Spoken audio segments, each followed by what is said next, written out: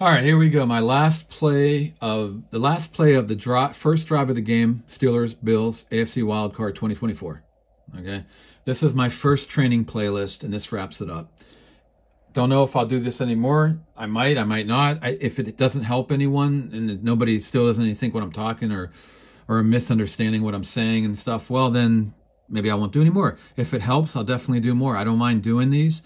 My object or my intention is to share stuff that I love, that I think the game of football has really come so far that it's combining everything in the history of the game, and I'm a big historian on the game, and I love it, and I love all the way they're mixing and matching all of these schemes and concepts, and I love to share it. And I'm certainly not sharing it so everybody's just confused even more or thinks I'm talking out my ass. So if I can help out with this, then great. If it doesn't, we'll see. But anyway, this is the last play. Great, I said it every single video, a great scripted drive by Joe Brady. All these plays were scripted, and I love it. I love what he put together in the game plan. And the Steelers were on their heels the whole drive. Some of it was because the Steelers have guys coming in off injury. Fitzpatrick, KZ was suspended. The linebacker, Roberts. We've got a young linebacker, Walker, is playing for another guy who's injured. So some of that was really hurting them on the back end. And they were a little confused of what they were doing in their coverages and stuff. But a lot of it, give credit to Joe Brady and what he had schemed up coming in on these scripted plays. It was great. So I want to also make mention of this, because I called this, there were a couple sugar huddles, which are like semi-huddles, muddle huddles, and a little bit of tempo. Okay, and then there was one I didn't see, but I know it was tempo because of the play clock. The play clock hadn't gone down that much all the way yet. So when the Bills huddle in a slow, normal huddle, they'll go under 10 seconds. They'll be under 10 seconds left. If it's above 10 seconds, that means they're getting a little tempo going. Well, I'm looking at this. This is a full huddle. That's not a muddle huddle. That's not a sugar huddle. That's a full huddle, but it's a quick huddle. So there's a difference between it. So sugar huddle, muddle huddle means some of the receivers are already going out to their positions. Guys are muddling around a bit, and they're making it quick, and they're getting up to the line, okay?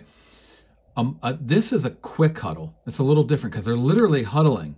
They are huddling, but it's close to the line of scrimmage, and they're doing it pretty quick. There's also a quick snap where you do a full huddle, but then you race to the line of scrimmage and get the snap off quick. That's a quick snap, all right? This is a quick huddle. This huddle is an actual huddle, but it's going to be quick. Anyway, I keep seeing Tomlin's face.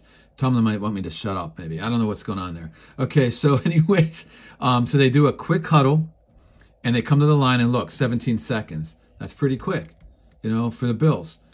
A lot of this, how far is it going to go down? We're not going to get to 10. So again, if you're talking college, this would be pretty slow because a lot of college teams are just used to no huddle, and they go a good amount of tempo. Like they'll get to play off with 20 seconds. It's also a different play clock. So that's a whole different thing. But anyways, back to this. They're sticking, it looks like, with the 1-1. Yeah, this is a tight end, 3 receiver, 1-1. So 1 running back, 1 tight end, 11 personnel. The Steelers seem to be sticking to their nickel with their cornerback. Is that Sullivan? Yeah, everybody's sticking. Well, there you go. So got a little bit of a quick huddle. The Steelers got to get together a little bit here. Oh, we have one guy. Oh, yeah, that's right. Heyward comes in.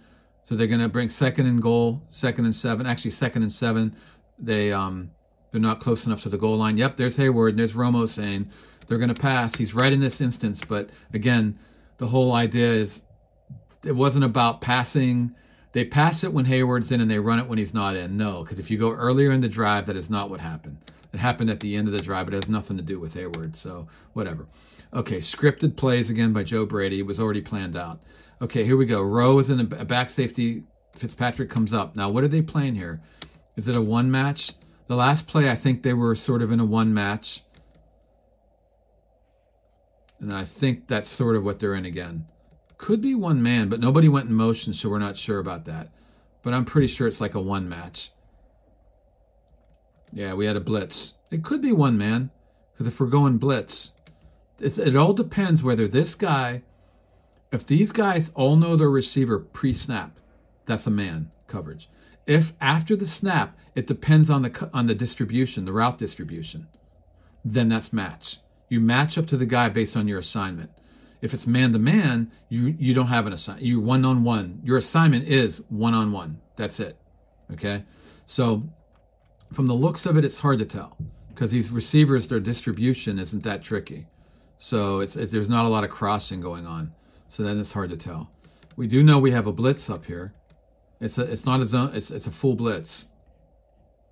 So it's either one match or one man. I'm venture to say, because he knows a blitz is happening, this linebacker's line up here. It's probably one man. We'll just say one man.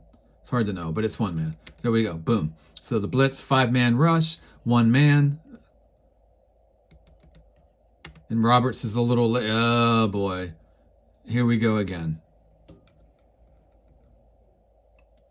This has been happening the whole drive, and it happens the whole game. Look at Peterson. What are we doing here, guys? What do we got? Look at him yelling at him. Look at them back and forth. Earlier, if you go back to a play earlier, Roberts was arguing with Rowe on who had who. Now he's arguing with Peterson. All right? So look at this. In my guess is Peterson has this tight end, and he needs to get out to this guy. Oh. So Peterson thinks no. Peterson thinks he has the running back, the guy widest. I don't know. You know, I don't know. I'm not in the room. I don't know, but I know they're not on the same page. And this happened the whole drive, and it happened the whole game, and that's why the Bills were able to move that ball all over the place. And this happens when Roberts, this guy 50, he's been involved a couple times now. So I'm beginning to think it's him. And he's coming off an injury. Did they add new things in their package for this game and for the last 3 weeks? I know he's still on the team. I don't know. I just know that he's been out of sorts. And Peterson's a veteran. I have a hard time believing. Look at this after. Look at Peterson screaming. So, you know, look at this. Wow, look at this. This causes a rift. You know, maybe not for a whole year or whatever, but it definitely causes a rift during the game. Game day culture is now rifted. And that's more important than any scheme. That's more important than anything. Your culture needs to be solidified and aligned as one. And the team that's aligned the most as one will win the game. And this is not alignment. It's not alignment in scheme, and it's not alignment in player, in personnel. And who knows if now the coaches are going to be fighting. Look at that. Look at it. Peterson's like, I had that guy, And Robertson's like, no, you didn't. I'm not going to argue it. I don't know. They're not in agreement. But I hate to say it, but Roberts is the guy who's been out. So, I don't know. But, yeah, it's a mess. Because what happens is, you know, and this doesn't necessarily mean it was match coverage. It just means they didn't even have the right man, which is really bad. Because man-to-man's not that complicated. You guys got to figure out your man based on the pre-snap, based on the set. So you just have to figure it out based on the set. No one's even in motion or anything. If it was match coverage, that gets tricky because guys go out and then you have to pick guys up after they go out in their route design. So that's trickier. This shouldn't be so hard. This is really messed up. Who do you blame it all on? I don't know. You want to get on Tomlin about it? I don't know. I'm not the blame game situation. I don't do the blame game. I just know as a whole, as a team, coaches and players all together, this isn't synced. They're not aligned.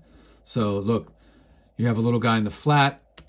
JT Sullivan goes through this in his film review. Again, he just loves Josh Allen's talent. Why not? Josh Allen's very talented. He loves how he can step back under a blitz. Highsmith, Maniac Highsmith. Check out my last video looking at the Maniac Highsmith and the stuff he does. It's amazing. He does it in my last video and the play before this. How he came down on the run, on the read option. Here, he's just coming like a maniac on this blitz. And look at Josh Allen just calmly, whew, right past it, just past his reach in the end zone. And what JT O'Sullivan loves is he thinks this is going to be a quick outlet because everybody's covered and you got a deep safety. So we're just going to whip it down to Cook, right? And he's going that way. He pumps that way. And as he pumps, he wants to see if these guys are going to pop on him. And he doesn't have much time because there's a blitzer. And then he sees that they did. They miscommunicated. They both pop on him, and he's wide open.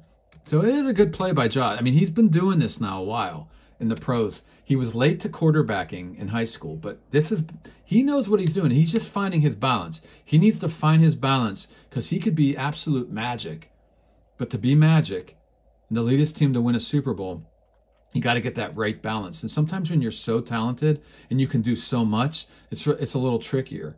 but he's finding it little bit by little bit. It would be nice if he could stay with one coordinator. I mean, if they're going to go Joe Brady, and I really like what I've seen from Joe Brady. We had a coordinator change on the other side too. I don't know about that. A lot of they got rid of Canada. Eddie Faulkner was left. Faulkner is a Canada guy. He's been with Canada for the last 10 years, going back to NC State, giving you a little brief thing on Steelers. And then they have a lot of guys from Matt Rule. So that has a whole mess over there. They got to figure that out. Here, Joe Brady came in, did some tweaks. I like it. I think they should stick with Brady. But let Josh Allen really work with one guy and get it down and find his magic, But this is really great. Yeah, it's a great play. Look out here. Guys jump on. We'll whip it out here quick. That's the middle safety, so he was a little late getting out there because you got 3 guys over here. Yeah, so what a mess by the Steelers. And absolute end to an absolute great drive. What a great scripted drive by Joe Brady to start the game. And a lot of good execution. Yeah, you didn't hear me really say much in the way of bad execution. I think that they were locked in. They had scripted these plays. They were ready for this. They were locked in on the offense, and the defense was definitely not locked in. And that continues the rest of the game.